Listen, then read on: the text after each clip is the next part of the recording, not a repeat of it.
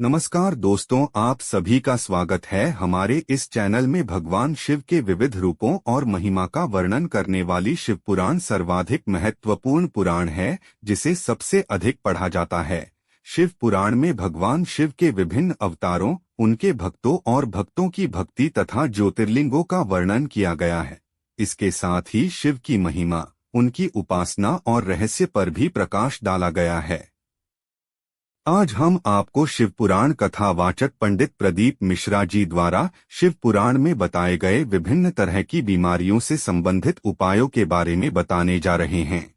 इसके संबंध में पंडित जी कहते हैं कि किसी भी उपाय को करने के लिए उसमें पूरी तरह विश्वास होना चाहिए और उसी विश्वास के साथ ही हमें शिव की उपासना और उनसे जुड़े उपायों को करना चाहिए। अगर आप चैनल में नए हैं तो चैनल को लाइक कीजिए और सब्सक्राइब जरूर कीजिए और कमेंट में हर हर महादेव जरूर लिखिए।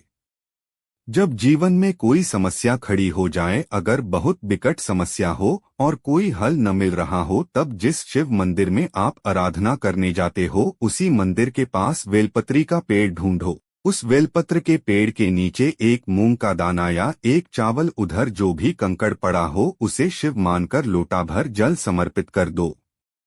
सीहोर के रहने वाले पंडित प्रदीप मिश्रा हिंदू ग्रंथ शिव महापुराण में लिखे हुए कई उपायों की, जिनकी मदद से इंसान अपनी सभी समस्याओं का निवारण घर बैठे कर सकता है। इसके अलावा प्रदीप मिश्रा कई ऐसे उपाय भी बताते हैं जिनका प्रयोग कर बिना खर्च के आप स्वस्थ जीवन का यापन कर सकते हैं। नेत्र रोग दूर करने के लिए उपाय। अगर किसी को नेत्र से जुड़ी समस्या रहती हो तो प्रदीप मिश्रा जी बताते हैं कि महाशिवरात्रि की रात्रि के 12 बजे के वक्त शिवलिंग पर थोड़ा शहद और बेलपत्र चढ़ाने के उपरांत उस शहद को किसी पात्र में इकट्ठा करके घर ले आना चाहिए और फिर उस शहद को अवधूतेश्वर महादेव का नाम लेकर 3 महीने तक काजल की तरह आंखों में लगाने से आंखों की रोशनी आने लगती है। बच्चों के रोग को दूर करने का उपाय।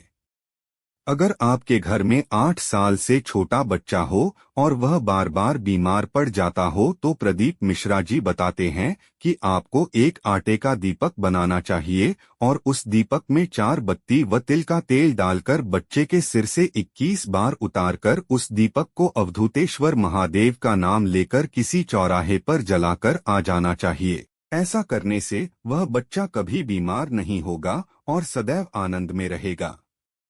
खतरनाक से खतरनाक बीमारी को दूर करने का उपाय।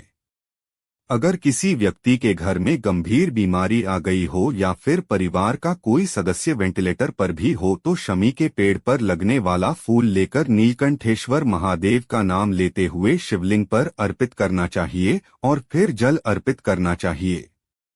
इसके बाद शिवलिंग पर से थोड़ा जल लेकर बीमार व्यक्ति के शरीर पर नीलकंठेश्वर महादेव का नाम लेते हुए लगाना चाहिए।